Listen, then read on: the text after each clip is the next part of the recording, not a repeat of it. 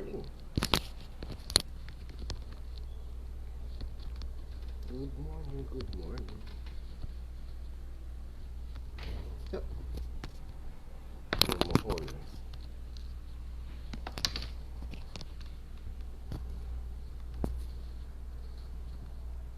Yeah. Good morning, good morning, good morning. Magandang umaga po. Magandang umaga. Ayan. Ayan, para hindi kita. Magandang umaga po. Magandang umaga sa inyo lahat. Good morning, Robelito Sandalan. Benamano no? Magandang umaga po. Dharma Masayoshi Temis. Shoutout po. Magandang morning po sa lahat. May 6 na agad tayo.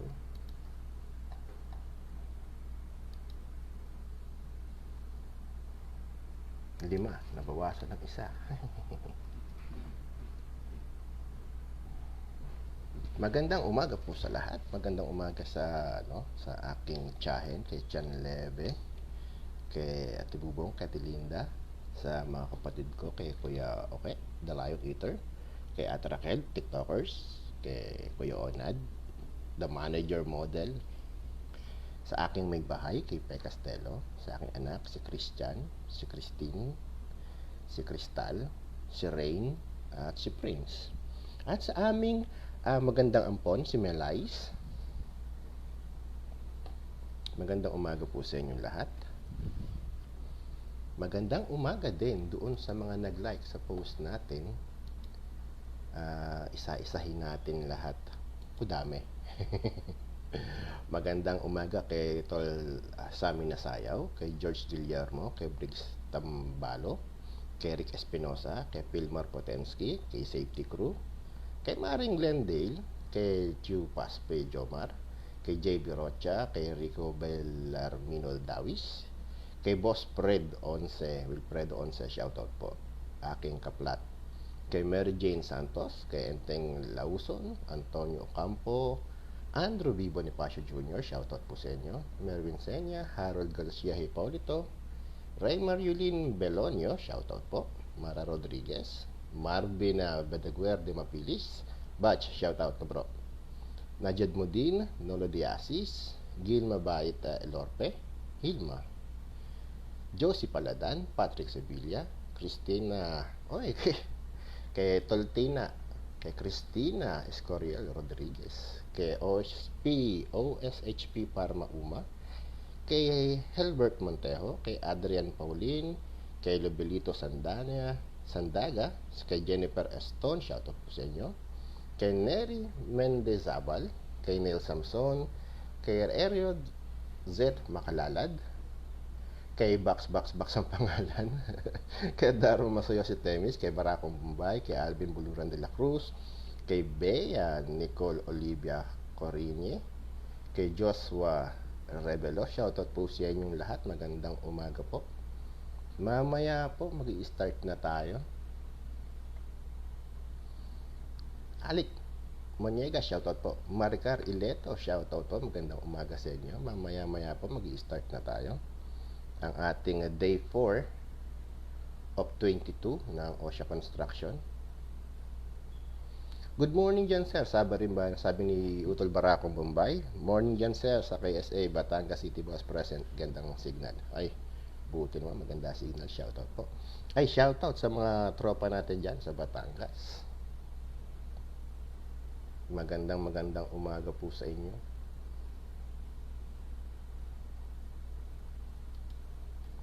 Ang init naman yata ngayon. Shoutout po kay Sir Nexon Villegas, ang aming napakalupit na IT nang walang kasing husay. Shoutout po sa iyo. Shoutout din sa mga Pilipino dito sa aming kumpanya, kay Sir LG Arteaga, kay Muhaymin Amerin, kay Edgardo Kahilig, kay Sir Roselito Tobias, kay Kuya, Kay Jim Kebs Rabaya na napakabait na nagpapakain sa amin kada anniversary nila sa kanyang palangga. Magandang umaga po sa inyo. Sa aming mahusay na sekretaryo kay Sir Tom, aming malupit na coordinator kay Sir Philip Manulat, kay Albert Banyares, ang aming napakahusay na electrician si Toto, si Romeo Taburasa, John Mendoza, shoutout, Cristino Canyoga Pacquiao, shoutout po, Cristino. Ulitin natin, kay Sir Nexon Villegas Hondasan, ang napakalupit na IT namin, at kay Chris Cross, ang aming admin. Shoutout po sa inyo. Magandang umaga. Gandang umaga din kay Edwin Velasco Quintos. Pa-share na lang po nung live natin, kung maaari lang po, para marami ang makapunta, para marami po ang makapanood. Paki-share na lang po yung live.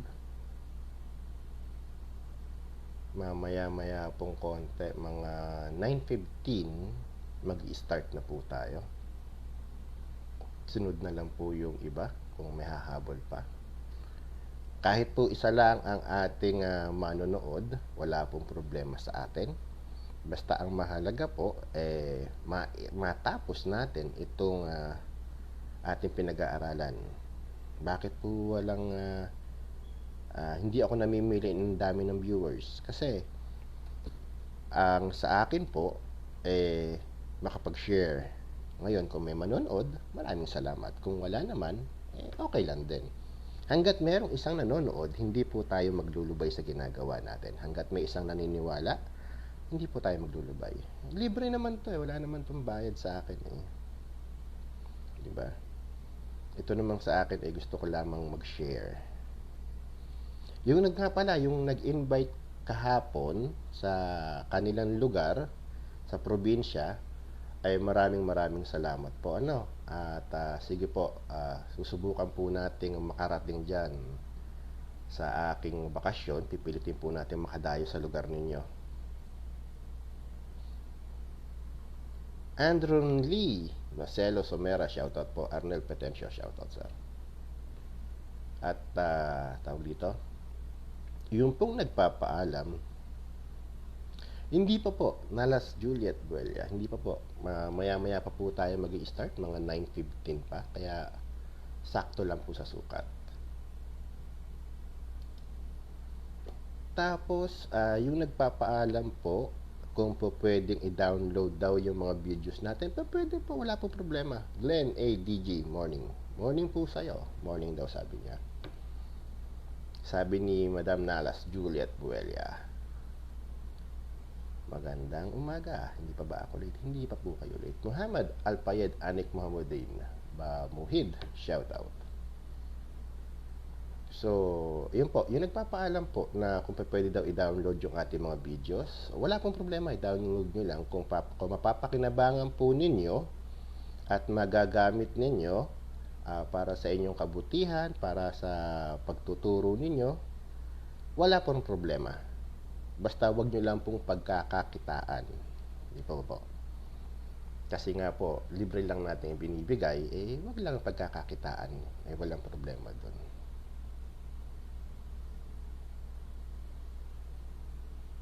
Bakit may pinaka-angry face agad? Ang aga-aga pa. May naka-angry face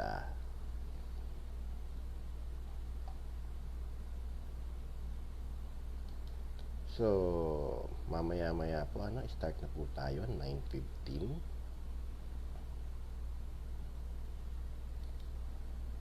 Pa-share na lang po kung po pwede, pa-share na lang po sa iba.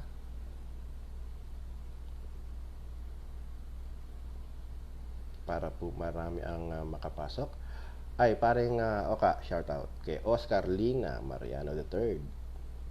Shoutout sa iyo pare, kamusta? Nobelito Sandagan, shoutout sa iyo. Si pareng Oscar. Magandang umaga sa inyo. Magandang umaga din pala sa kapatid ko, sa mga pininsang ko na nag-birthday nung nakaraan, kay Ate Rio, kay Jay, sa tiyahing ko nga, kay Ate Kichan Lebe, kay paring Michael, kay paring Boyet, kay ate, magandang umaga sa inyo, shoutout po sa inyo. Pilmar Potensky, shoutout po. Magandang umaga rin po sa aming mayor sa Bustos, kay Boss Mayor School, kay Boss Perdi ng poblasyon ng Baliwag, ang mayor po namin, Perdi Estrella, kay Boss Perdi Hernandez, si konsehal. Magandang umaga din po kay Captain Barbel at kay Pongkay Patawaran. Magandang umaga sa iyo. Ang sarap ng luto niya, yung kanyang kainan diyan. So may Subic ba yung kaldaron? Tapos itong good morning sir, magandang umaga po. Sabi ni Sir Pilmar, good morning po Sir Idol, God bless po. Salamat po Sir Pilmar, magandang umaga din po, God bless. Tapos shout out sa pinsan ko kay Archie Nognog. Shout out din sa kumpare ko, kumparing Berto. George Guillermo, shout out po. Pilmar Potensky, shout out sir. Ang init. Ang dali lang ha.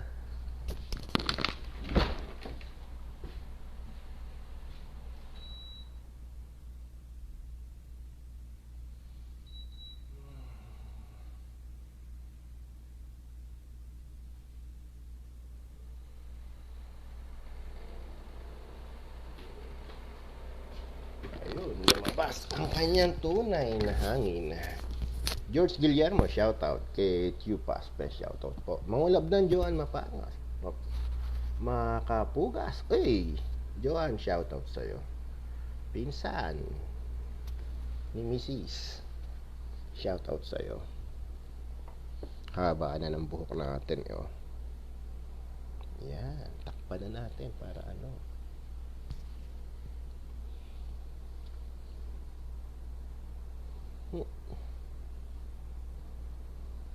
Shoutout po, shoutout. Magandang umaga sa inyong lahat dyan. Sino naka-angry face na yun? Naka-angry face agad kaya aga-aga. Init ng ulo. Relax.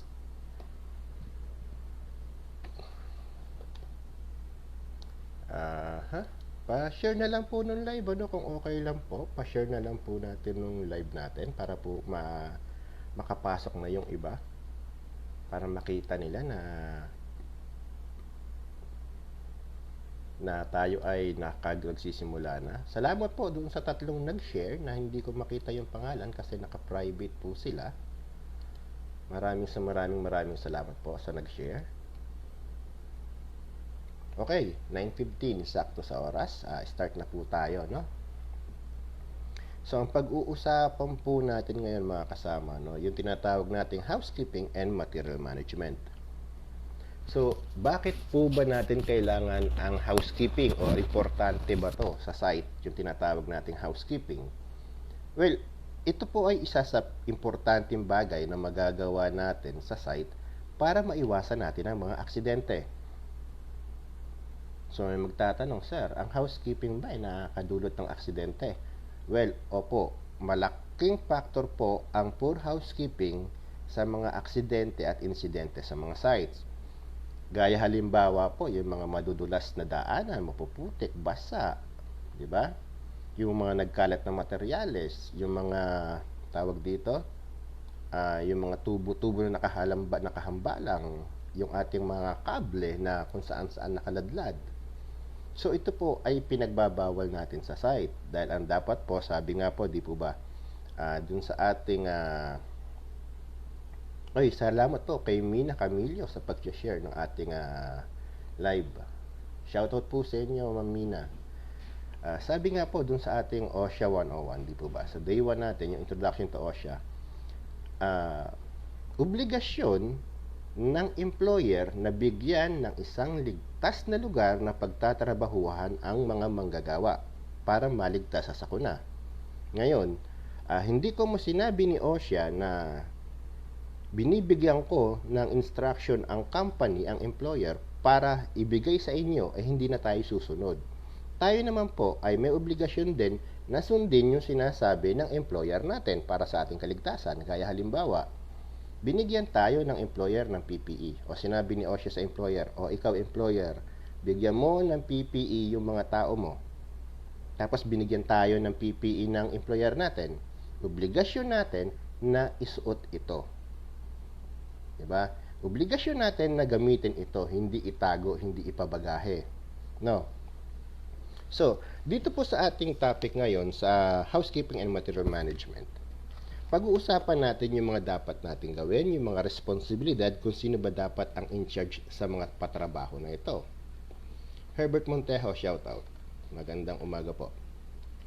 So, ang housekeeping, ginagawa iyan before and after magtrabaho. Dapat, di ba? Bakit natin kailangan before magtrabaho? Kailangan alisin natin yung mga nakahalambalang at yung mga aring makasugat sa atin bago tayo magtrabaho. Kailangan yung lugar nga natin malinis at ligtas na paggawaan. Ngayon, after natin magtrabaho, kailangan mag-conduct pa rin tayo ng housekeeping. Bakit? Siyempre kasi, para naman maiwasan natin na madisgrasya o maaksidente kinabukasan pagpunta natin doon. Diba? So, sabi nga, this program shall be applicable to all project facilities where accumulation of trashes is possible. Storing of materials and position of equipment are covered by these guidelines. Now, sinasabi nga, yung program daw na to ay applicable sa lahat ng klase ng lugar na pinaggagawaan. O sa lahat ng establishment, mapa general industry, construction industry, maritime at agriculture, applicable po ang housekeeping and material management. Hindi ko mo sinabing ay construction industry yung pinag-uusapan nila sir eh. Construction industry yung binabanggit ni sir, so sa construction lang siya applicable. Hindi po. Applicable po ito sa lahat ng industry. Briggs Tambolo, shoutout po. Magandang umaga po. Welcome po sa inyo. So, sino-sino ba dapat ang in charge dito? Sino-sino ba dapat ang mamahala sa pagpapatrabaho o sa pagpapakandak ng housekeeping? So, unang-una pong responsibilidad niyan, may responsibilidad ay si safety manager. Briggs Tambolo, sabi niya, idol at master talaga sir, nice one. Maraming salamat sir, mas idol kita. So, responsibilidad po ni project safety manager ang magpa-implement nito. So, sinasabi nga, project HSE manager shall ensure the suitable arrangement including subcontractors are in place to maintain site tidiness to a high standard. Diba? So, obligasyon o trabaho ni safety manager na i-ensure na yung mga manggagawa ng kumpanya niya, o manggagawa ng company niya at nung mga subcontractor ay sumusunod sa guidelines na ipapatupad o pinapatupad ng kumpanya. Hindi kasi po pwede na tayo naglilinis tapos yung mga subcontractor naman natin ay nagdudumi o nagkakalat. Kailangan, pag sinabi natin na maglilinis tayo, lahat po iyan maglilinis. Gaya po dun sa mga napanggalingan kong project nun, meron kaming specific time para maglinis sa umaga at sa hapon. Talaga pong yung safety natin, may hawak na megaphone yan, nag-iikot yan sa mga opisina para ipaalam doon sa mga tao na oras na po ng paglilinis. Jason Pregi, magandang umaga. Welcome po. So, doon po sa mga project o sa mga company na napasukan ko, ultimo yung mga matataas na posisyon, naghahawak po ng trash bag yan. Meron kami mga stick na pantusok ng basura. Lahat po yan naglilinis kasi hindi po sa amin po pwede yung trabaho lang ito ni ganito. Sa amin po lahat. Trabaho, dahil ang paglilinis po, walang walang obligasyon lang ng kung sino. Yung paglilinis ay obligasyon nating lahat. Di ba? So, sinasabi nga po, Trabaho ni safety manager na ensure na sumusunod ang lahat ng manggagawa sa kanilang lugar o dun sa project na pinupuntahan niya. Shoutout po sa hipag ko kay Ate Beth. Kay Ate Libet. Libet ba si Ate Beth? So, sabi nga, HSE manager shall in liaison with the administration manager, purchasing, and other concerned department, if necessary, to remove waste materials including arrangement for specialized or hazardous waste. Diba? Ibig sabihin, may coordination tayo. Hindi pa pwedeng isang grupo nga lang o isang departamento lang ang nagpapatrabaho at ang nagtatrabaho. Diba? Tapos po, maliban kay safety manager, sino pa ba ang dapat na in charge sa pagpapatrabaho? So, yung mga line supervisor po, trabaho din nila yan. Supervisor's responsibility. Line supervisor shall ensure that all areas under their controls are maintained to high standard of tidiness. Sige, Sir Helbert. Sabi ni Sir Helbert Montejo, wait ko na lang, sir, sa YouTube work muna. Sige po, good luck, sir. Ingat po sa trabaho, ano? I-upload naman po natin lahat sa YouTube to, sir. Kaya pwede niyo pong doon na lang panoorin. So, sinasabi nga, involve lahat ng tao. Ultimo si manager, sa supervisor. Ngayon, sila supervisor o line supervisor, sila naman yung dapat na magniniguro na itong proseso natin ay napapasunod doon sa area nila. Sa area ng pagtatrabahuhan nila. Ano nangyari sa aircon ko? Ang init, Hindi na malamig,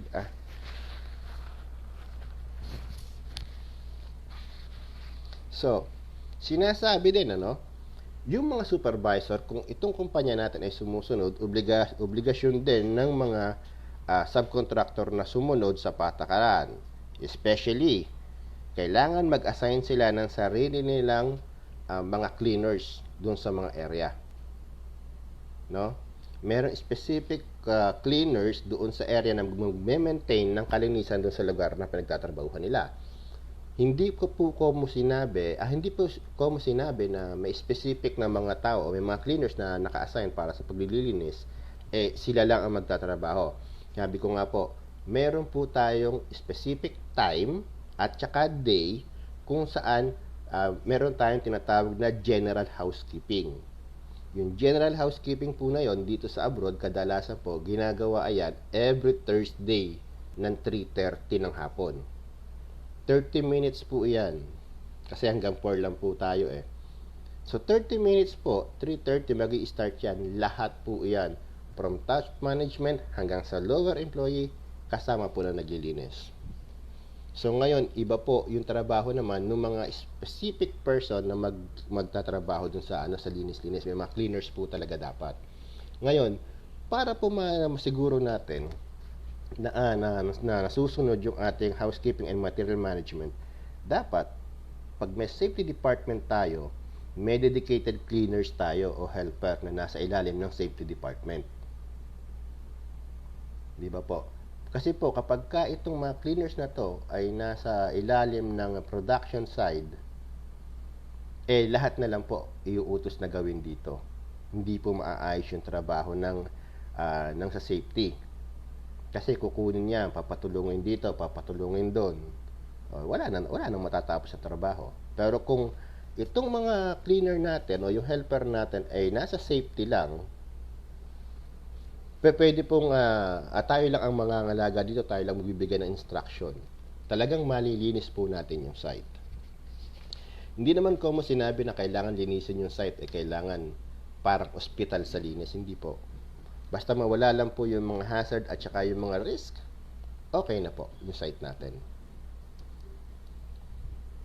So sinasabi, kapag magkakandak tayo ng housekeeping and material management, kailangan yung mga basura natin segregated. Alfred Lagata, shoutout po. Paano segregated? Hindi po pwede na yung basura natin rumble-rumble lang sa isang lalagyan, sa isang trash bin. Kailangan po meron tayong designated trash bins para sa mga basura na kung ano lang dapat ilagay. Like kunyari, kahoy, bakal, papel, yung mga chemicals, mga empty drums yung mga chemicals, hiwa-hiwalay po yan, hindi po yan sama-sama. Bakit po? Para po madali nating i-dispose itong mga ito. Kasi po, kapag ka mga chemicals, diba, yung mga containers, yung mga aerosols, meron po talagang contractor na kumukuha niyan. Tapos sa mga pagkain na nabubulok at hindi nabubulok, 'di ba? May mga designated companies po na kumukuha dito kasi niyan. Hindi siya pwedeng pagsamasamahin. Ay, sabi po ni Alfred Lagata, shout out daw. God bless sa iyo, boss. Maraming salamat po. Shout out din po, boss, at God bless din po. Kanyo JB, shout out po. Ang init, grabe. Ko sinumpong. So, yun po yung sinasabi natin, hindi pa pwede na ito lang ang isang basurahan lang tayo. Kailangan hiwa-hiwalay. Ngayon, yung sa hiwa-hiwalay na to, bakit natin pinaghiwa-hiwalay ito? Kasi nga po, para madaling makolekta. Dito po kasi kung minsan sa amin, sa abroad, ginagawa namin, yung mga scrap, yung mga basura, iniipon namin yan, like yung mga Coke cans, mga soft drink cans, yung mga aluminyo, di ba? Iniipon namin lahat yan. Pag naipon namin yan, yung mga cleaners, pinabebenta namin sa mga cleaners yan. Tapos, kanila na yung pagbibilan. Well, ito po, ginagawa namin para meron siya. Kumbaga, parang pampalubag loob na lang din sa kanila. Joy de la Peña, shoutout po. Pampalubag na loob na lang din sa kanila para at least, di ba, masulit yung pagod nila. So, sinasabi nga po, kapag ka po tayo ay nasa isang construction site, hindi tayo pwedeng magsunog ng basura. Hindi tayo pwedeng magbaon ng basura sa site. Shoutout po, Joy de la Peña. Sabi niya, good day sir. Good day din po sa inyo. Magandang umaga po. Magandang araw pala. Sorry. Janet de la Cruz. Shoutout po. So, hindi tayo Hindi tayo pwedeng magbaon o magsunog ng basura sa mga site. Ito ay tinatapon natin, ito ay pinapakuha natin sa mga kumpanya na nagre-recycle. Ngayon, yung paglilinis po o yung housekeeping, pagka nagawa natin ang tama, maaalis po yung mga slip and trip hazards. Di ba? Tapos yung mga maaalis din natin yung mga punctured hazard, gaya kunyari yung mga pako na nakasungaw o nakalabas doon sa mga kahoy na pwedeng matapakan, pwedeng makatusok, no? Ngayon, kapag ka naman po tayo ay magpapalinis, kailangan syempre may PPE yung mga maglilinis natin. Like dito po sa amin, kapag ka kunyari merong area na lupa, disyerto, syempre pagdaanan ng sasakyan yan, umaalimbuka yung alikabok. Kaya ang ginagawa po namin, watering namin yan. Pinababasa namin yung lupa. Para hindi maalimbuko yung alikabok. Kasi po, pagka maalikabok, masisinghot po ng mga tao yan. Kapag ka nasinghot nila yan, delikado po sa katawan yan. Lalo na kapag yung tao ay may hika, pwede matrigger yung asthma niya, magkakaproblema tayo ng matindi, di po ba? So, sinasabi nga po, kapag ka good housekeeping tayo, wala tayong sagabal dun sa area, wala mga gamit na nakatambak, shoutout po kay James Louis Aquina, shoutout din po kay BJ Sanchez. Pag wala tayong basura na mga nakatambak, yung mga materialis natin, nakaayos lahat, hindi mga nakaharang, wala tayong obstruction sa mga karsada o sa daan, in case magkaroon ng emergency, mas mabilis po yung access ng mga rescuer natin. Di po ba? Yun po yung kagandahan ng housekeeping and material management. Pati na rin po sa mga cable laying, yung mga ginagamit natin. Shout out sa pinsan ko kay Honey Alberto. Ginagamit natin sa mga project, yung mga extension cord, dapat po na-elevated yan, at least 6 feet high. Kung hindi naman po natin siya maisasabit ng 6 feet high, dapat po nakabaon siya. Hindi po natin sinasabi na kapag kayo binaon, ibabaon mo yung extension lang. Hindi po, kasi may tendency po na masugatan po yung kable, magkakaroon po ng short circuit, magkakaroon ng mauuwi sa sunog. Hello, pinsan! Sabi ni pinsan, hi, Lodi. Marlo, Willing, shoutout po. So, sinasabi po natin kapag meron tayong extension cord na ibabaon, kailangan po ito ay nakapasok sa tubo. At yung tubo, syempre yun ang nakabaon. Tapos gagawaan natin siya ng ramp para po hindi naman mapipi yung tubo na pinaglalagyan ng extension cord.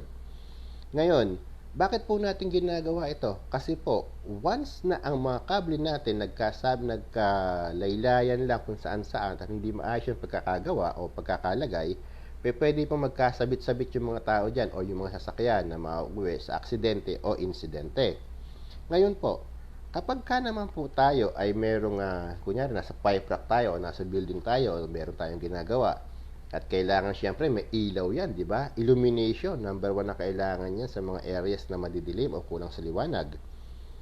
Yung ating kable po, hindi po pwede na naka-contact o nakatali sa tubo. Jomar o Brenya, shoutout po.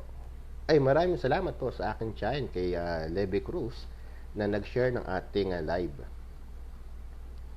Thank you, sir. Marami po akong natutunan sa inyo. Hulog po kayo ng langit, sir. Salamat po, Sir Alan Sarmiento. Yan ang sabi niya, oh. From Sir Alan Sarmiento, thank you, sir. Marami po ako natutunan sa inyo. Hulog po kayo ng langit, sir. Maraming salamat, sir. Buti na lang, di ako nabalian. Joke lang po, pero salamat po. Appreciate po yan. So, yun nga po, kapag po kunyari, meron tayong tubo.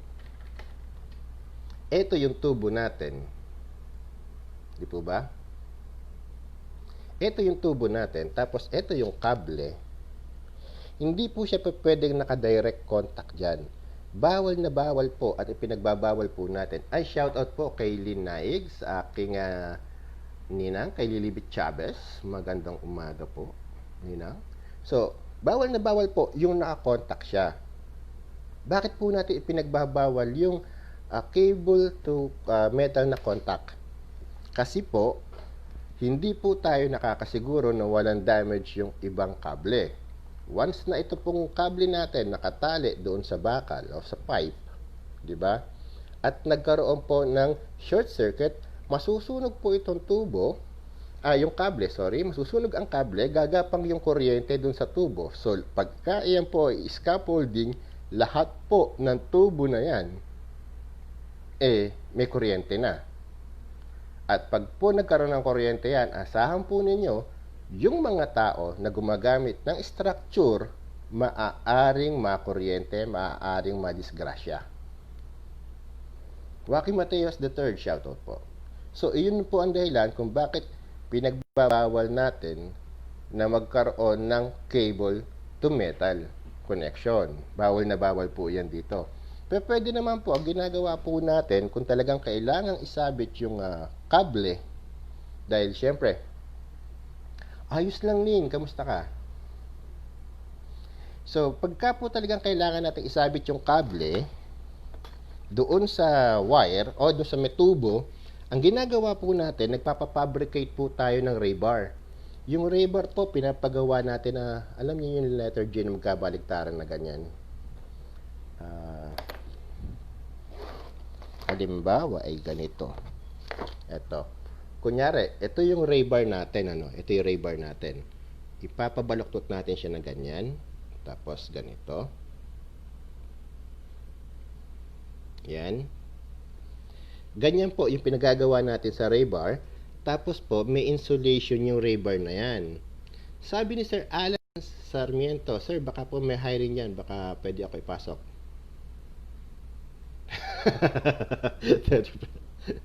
Sa ngayon, Sir Alan, wala tayong hiring ngayon Oo, hook nga ang tawag dito.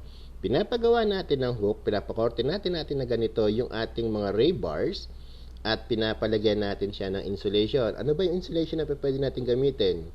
Yung insulation po na pwede natin gamitin, Jomar o Brenya, shoutout po. Yung ating insulation na pwedeng gamitin, alam niyo yung mga pinaggamitan natin ng mga hose na luma. Diba? Yung mga pandilig, yun, sinusuksok natin yan, tapos hook na type natin na ganito. So, ito yung nakasabit sa tubo mo, dito nakasabit yung kable. Ganyan.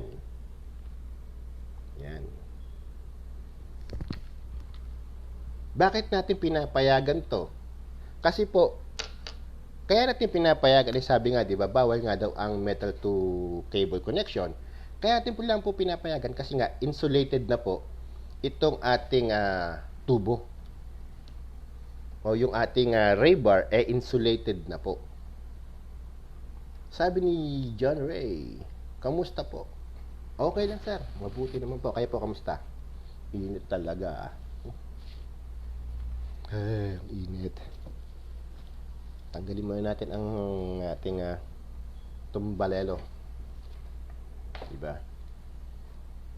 At mainit masyado. Maalden, uy, paring Alden the sexy, guwapo, pogi, handsome, na kumpare ko. Yan. Nokno ka ng bait yan. So, yun po sinasabi natin, no? Pinapayagan lang natin sila na magkaroon ng metal to cable connection if insulated yung rebar o yung pagsasabitan. Pero kung hindi po natin siya pinapayagan kasi nga pag magkakaroon ng connection yan. Marlo Guiling, sir, dito po, PVC pipe yung ginagamit namin. Ayun, pwede rin po, PVC pipe. Pwede po tayong gumamit ng mga bagay na hindi dinadaluyan ng kuryente. Diba? Basta po ito ay hindi dinadaluyan ng kuryente, pwede mo natin gamitin yan. It's either PVC, JC, pagdanganan, shoutout po. Or lalagyan natin insulation yun, di ba? Gagawin natin insulated yung ating material sa pagsasabitan ng kable, pwede po natin gamitin. So, may nagtatanong po, kailangan pa bang, ano daw? May nagme-message po sa atin,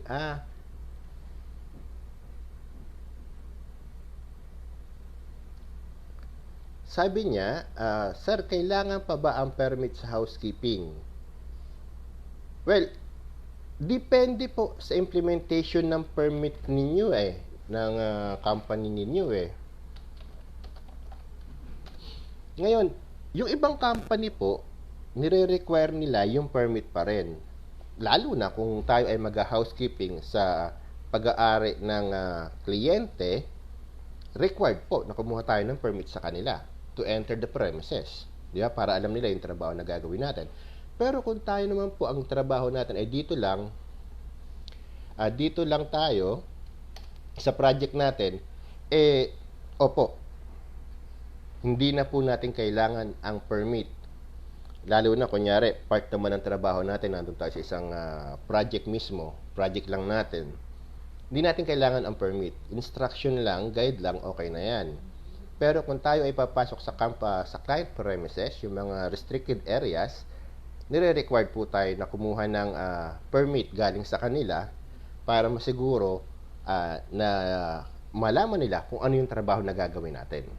Yun po yun. Pero normally po, kung sa atin lang, hindi na po natin kailangan ang permit para sa housekeeping.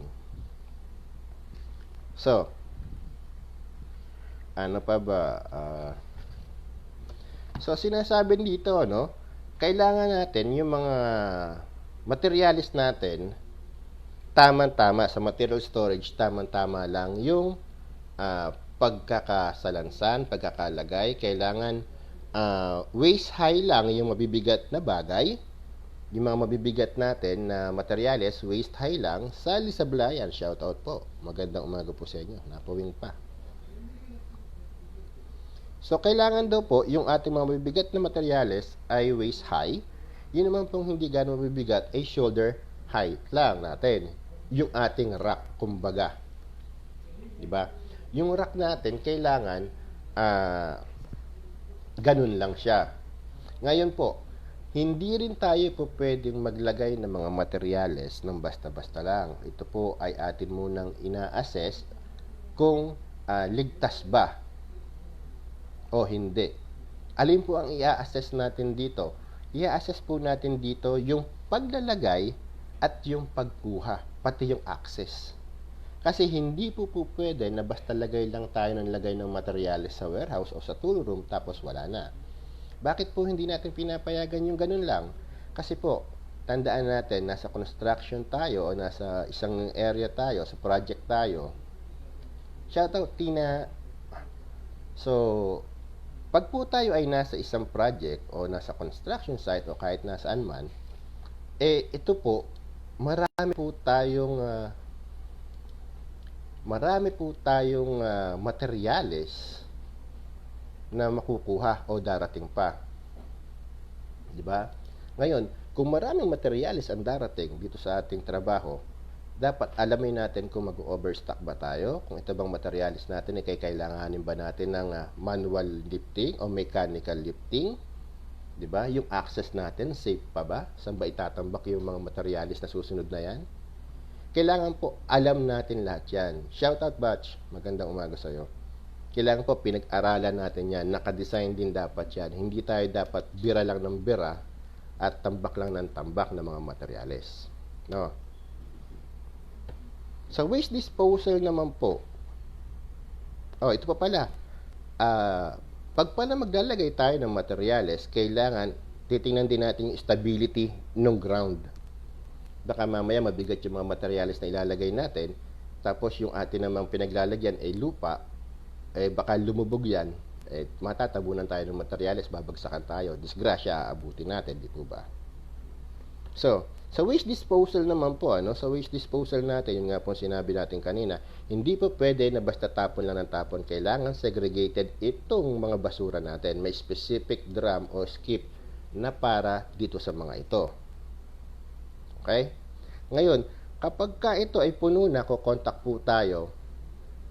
Hello tol, magandang umaga sa iyo, sabi ni Sir Tina. Ni Utol Tina, Christina. Christina Rodriguez, buchet. Ay, black belter yan. Naku po. Sus Ginoo. Bali-bali, buto. So, ito po, yung mga skip po natin, trash skip po natin, dapat yan segregated at saka labeled. Kung para saan lang at kung ano lang yung pwedeng ilagay o itapon sa kanya. After mapuno, ipapahakot po natin to sa mga third party na kumukuha ng mga basura. Now, hindi po pwede na ganyan lang na tawag dito, na hindi po pwede na basta lang tapon, hakot, tapon, kasi hindi po natin alam kung saan dinadala. At importante po na mabisita ng bawat safety officer kung saan itinatapon ng mga kontraktor natin yung basura na hinahakot sa atin. Kailangan po mabisita ng safety officer yung dump site na pinagdadala ng basura para po masiguro na yung basura natin ay hindi dumadagdag sa basura ng kung kani-kaninong bayan. Kasi meron po mga fly-by-night na kontraktor na kunyari meron silang dump site na pagdadala ng basura ninyo. Kukontratahin kayo na sila ang pipick up ng basura, di po ba? Ngayon, ang ginagawa nila, tinatambak lang nila sa kung saan-saang lugar. Which is hindi po maganda para sa kalikasan at pangalawa, hindi po maganda para sa kumpanya. Bakit po? Kasi po kahit sabihin natin na kayo ay may kontraktor na kumukuha ng basura, kapag ka itong basura ninyo ay na-identify na ito ay galing sa inyo, pwede po kayong makasuhan. Aurora Awi Mangulabnan, shoutout po sa inyo. Insan, magandang umaga. So, yun po yung sinasabi natin, kaya hindi natin pinapayagan na basta-basta lang. May proseso po iyan. Sasabihin nila, tapon lang ng basura, may proseso pa. Meron po talaga. Yan po ay ginagawa para mapangalagaan ang kapakanan ng mamamayan, ng sambayanan at ng kumpanya mismo. Diba? So, ano pa ba? Elevated structure. Sa mga elevated structure po, hindi po tayo nagtatambak ng mga materyales sa mga elevated structures, lalo na sa mga scaffolding structures. No, pwede lamang po tayo maglagay ng materyales sa mga elevated areas o sa structures, sa mga scaffolding, kung yung scaffolding natin ay heavy duty. 'Di ba? Pag heavy duty po kasi, ang taas ng capacity ng scaffold natin. Pwede tayong maglagay ng materyales na hindi tayo nagbe-break dun sa weight nila, 'di ba? Sa weight capacity. Pero kung ang scaffold po natin ay ano lang, yung pang medium activity lang, wag po. Yung mga engineering design scaffolds po, pwedeng lagyan ng materials yan. At ito nga pala, ano to? Kagandahan dito kasi may mga nagme-message sa atin, tapos binabasa na lang natin yung mga message nila, tsaka natin sinasagot, di ba?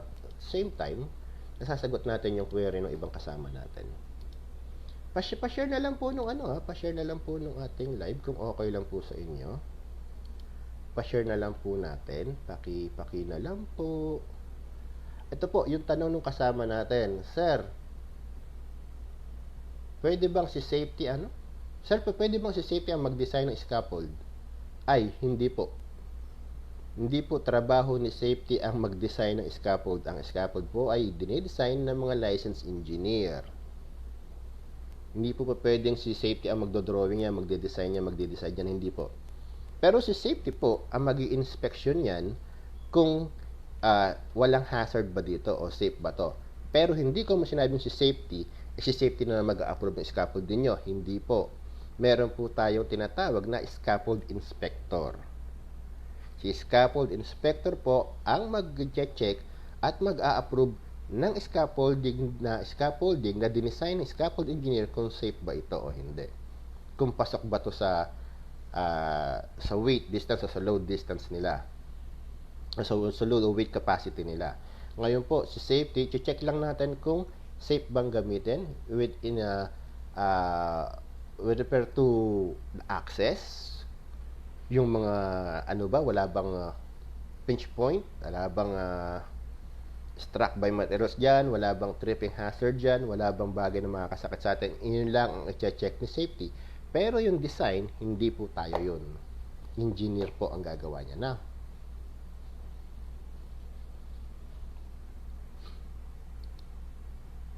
Okay. Ito po yung isang tanong pa sa atin. Oy, Sami na sayaw, shout out tol.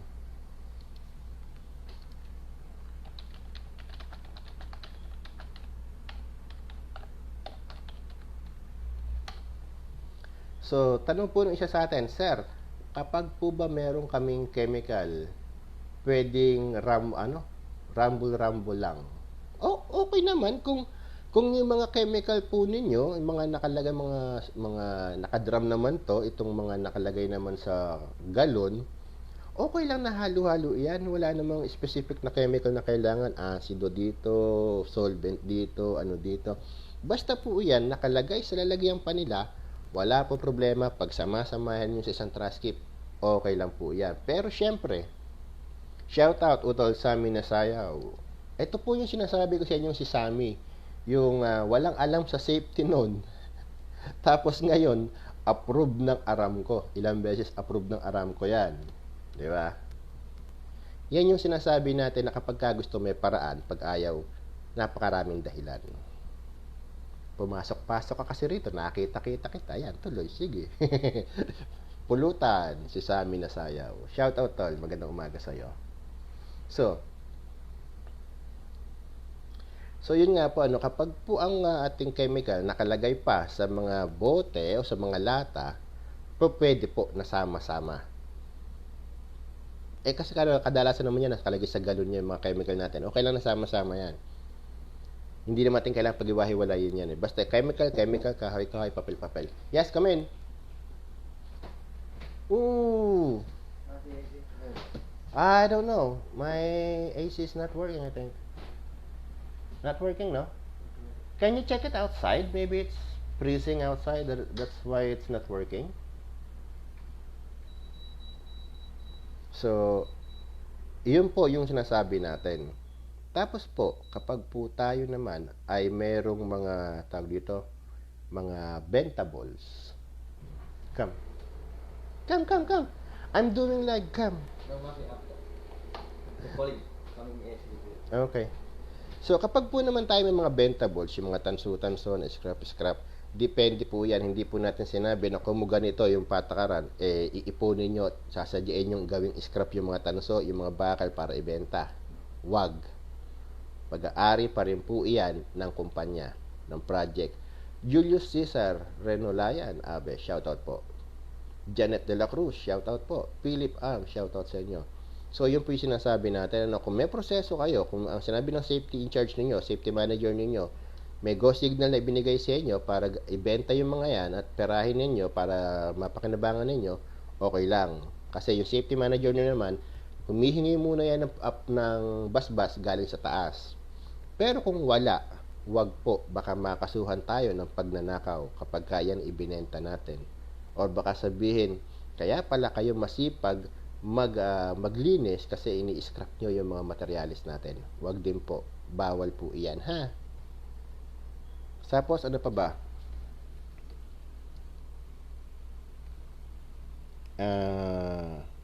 Yung ating po mga access and egress, kailangan po iyan ay malinis, no?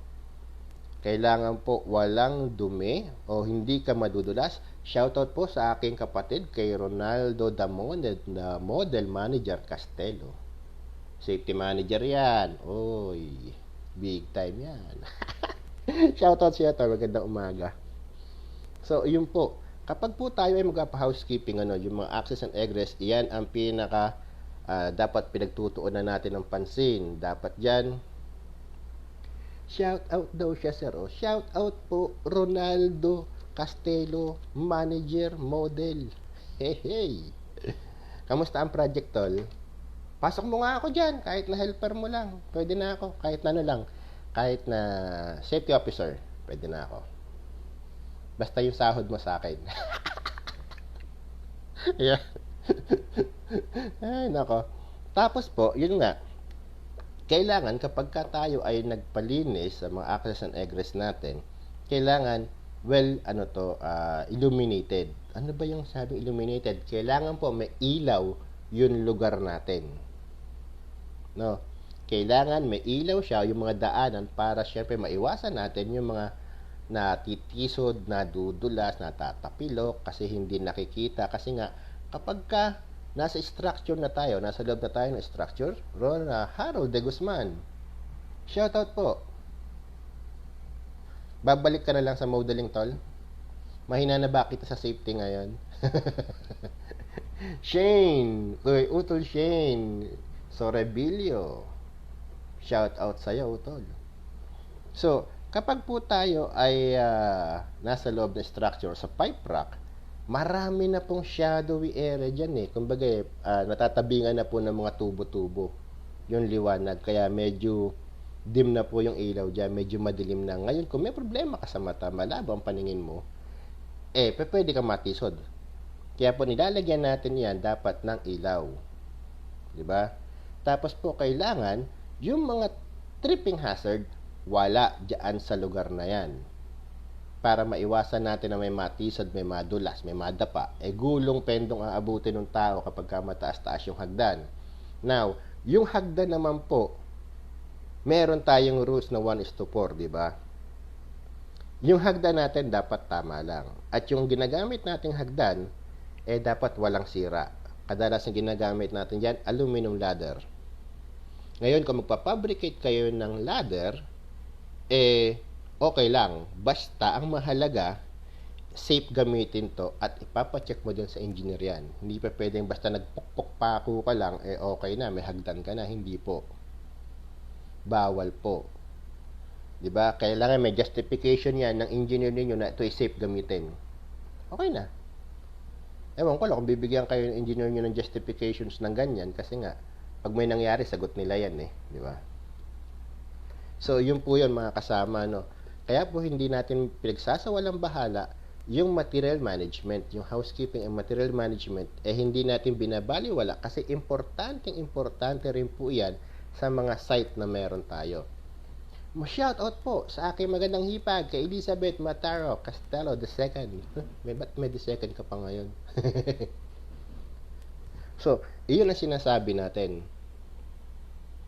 Na hindi natin pwedeng pagpasok natin sa site, ay okay lang yan sir, mamaya na po ang housekeeping, mamaya na ang ganito.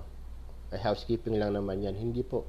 Importante po ang housekeeping sa lahat ng uri ng trabaho. Pa-share na lang po yung live natin, ano? Pa-share na lang po, pasuyo po sa inyo. Pa-share na lang po ng ating live. Kung okay lang. Ano pa ba? So, summary na tayo.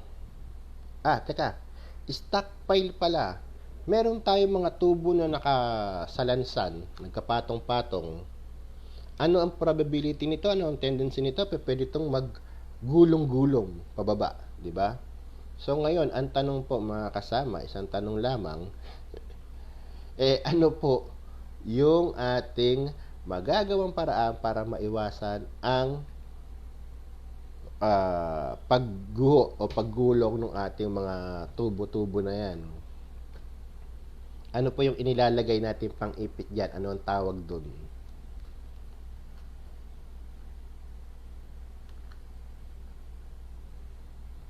Ano po ang tawag? Any idea? Di ba po? Kunyari, ito, tubo to. Patong-patong yan, mga nakahilerang ganyan, di ba? So, kapag walang harang yan, pwedeng gumulong yung isa na to, gulong-gulong na sila lahat. So, ngayon, para maiwasan natin yung gumuho, yung ating kamada, ano yung ilalagay natin pang pigil?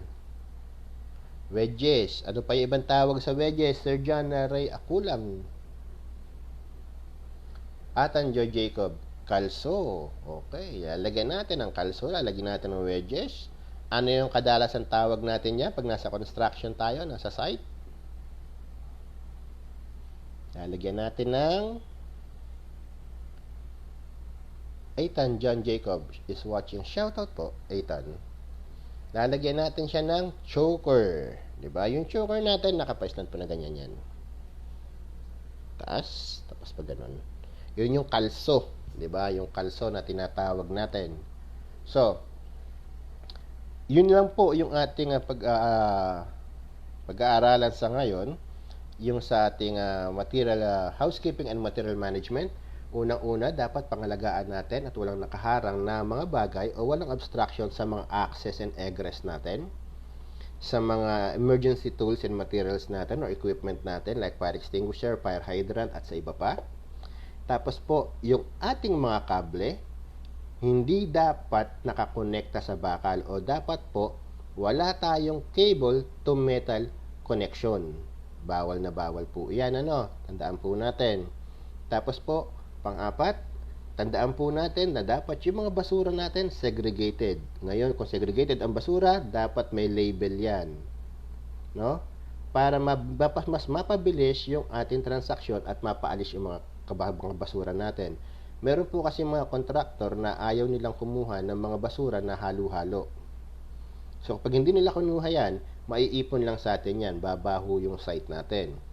Panlima, dapat po, kung tayo ay kukuha ng mga contractor o ng third party para sa ating mga basura, dapat alam po natin, shoutout po, Sir Nonoy Agnes, dapat po alam natin kung saan dinadala ng ating third party yung mga basura. Kailangan po meron silang tapunan talaga. Hindi po pwede na tapon lang sa kung saang lugar. Diba? Kailangan may dump site talaga sila o may recycling facilities sila. Marami pong, tandaan po natin, marami po ang fly-by-night na mga third-party contractor na kumukuha ng basura. Pag sinabi ng ating fly-by-night, yun po yung mga hindi naka-registered. Kung maka-registered man, baka iskalawag pa rin yan hanggat hindi natin nasisiguro yung dumping area nila, yung dump site nila, o yung kanilang tawag dito, recycling facilities. Diba? Kailangan po i-check natin yan. No? I-check natin yan. At ito pong tanong ng isang kasama natin kanina, hindi po si safety ang gumagawa ng design ng scaffold. Hindi po pwede. Bawal po. Wala pong karapatan si safety na gumawa ng scaffold design. Mga engineer po ang gumagawa niyan, licensed engineer.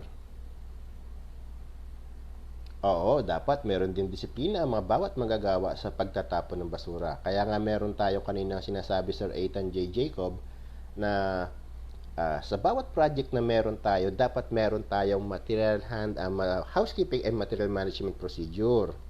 No? Dapat yan, alam ng mga tao yung gagawin nila at dapat yan may specific time and date kung kailan tayo magkakaroon ng general housekeeping. Dito po sa amin, 3:30.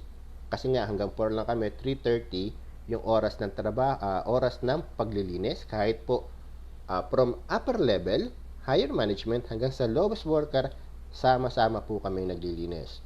Tapos po sa ibang project naman namin, 4:30 po kasi hanggang 5 o'clock.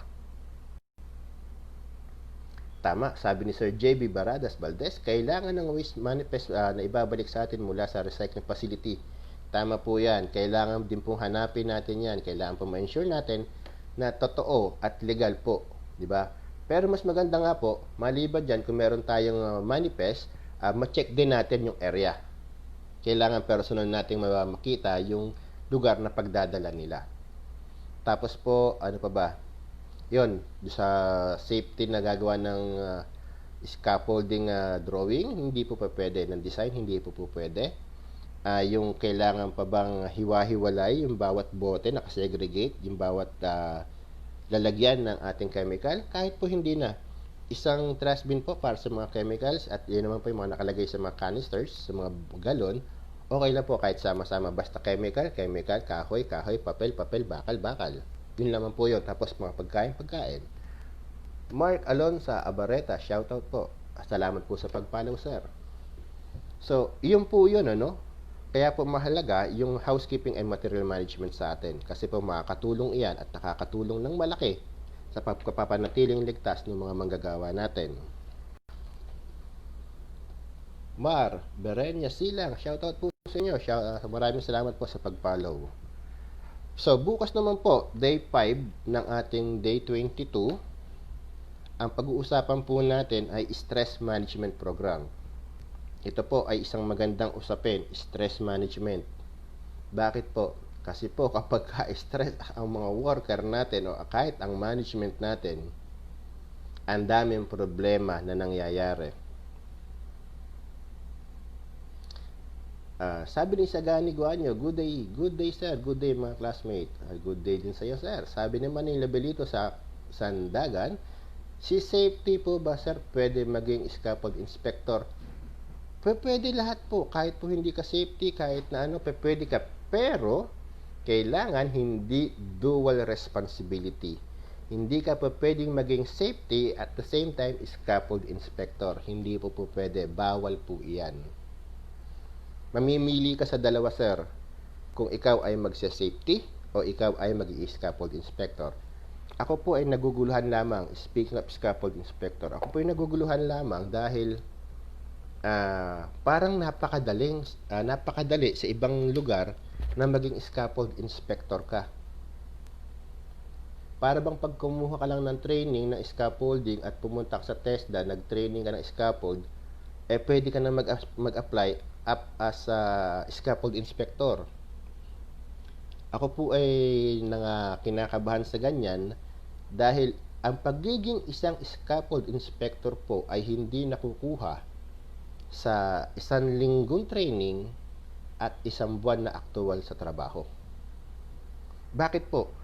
As a scaffold inspector, ang laki po ng responsibilidad ninyo sa mga manggagawa. Kasi po, ikaw ang maniniguro na yung scaffolding structure ay safe gamitin.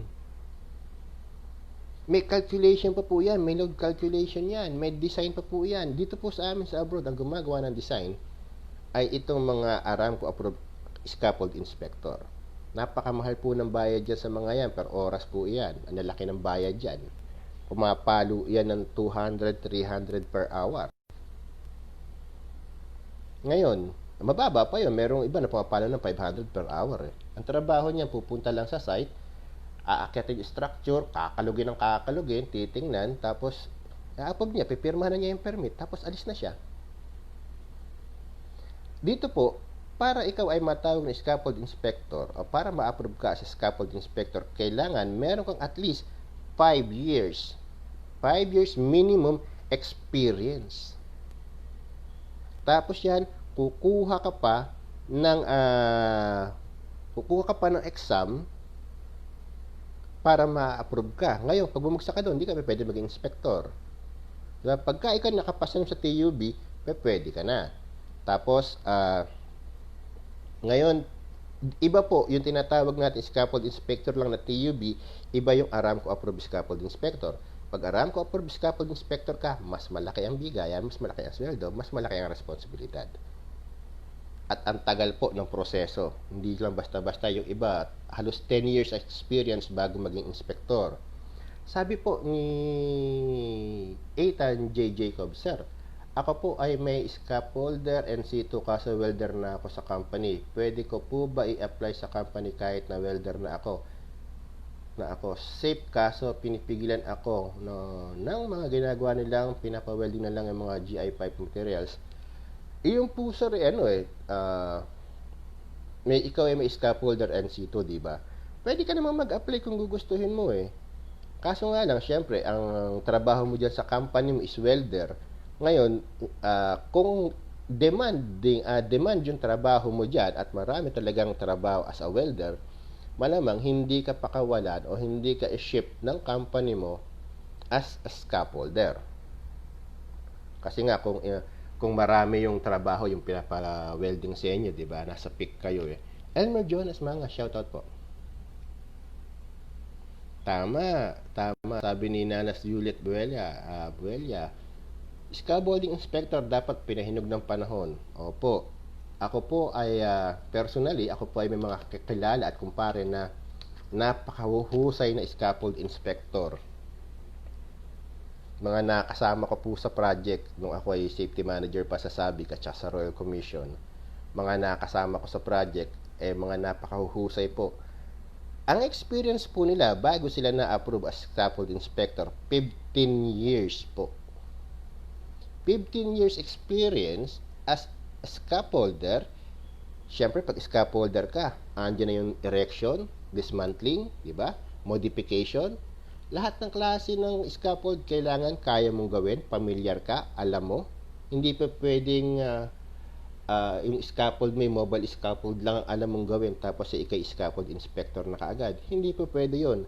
Napakarami pang klase ng scaffolding at kailangan yung scaffolding na to alam mo, familiar ka at ikaw mismo ay nakagawa bago ka maging scaffolding inspector. May independent scaffold tayo, may hanging tayo, napakarami pong klase ng scaffolding. Ngayon, kung isa lang ang alam mo sa scaffolding tapos ginawa kang scaffold inspector, iyak ang kumpanya. Aksidente ang aabutin natin mga kasama, maniwala po kayo. Diba? Parang sa safety lang po iyan, parang sa trabaho natin, tayo ay mga safety officer. Kung tayo, ang alam lang natin na procedure, OSHA standard, at iba yung ginagamit natin sa ibang lugar, iyak tayo. Ngayon, kung ang alam lang natin ay yung tawag dito, ang alam lang natin ay excavation, na-master natin yan. Sabi nga, ikaw specialist ka sa excavation lang ang alam mo, iyak tayo sa'yo. Bakit? Hindi po ang trabaho natin bilang safety ay hindi natatapos sa hukay lang. Kung tayo po ay gagawa ng isang building from grassroots project, ibig sabihin ng grassroots project, ito yung lugar o yung lupa na wala pang nakatayo na kahit na ano. Ibig sabihin, basal.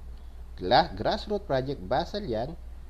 Maraming trabaho ang gagawin dyan. Hindi lang hukay.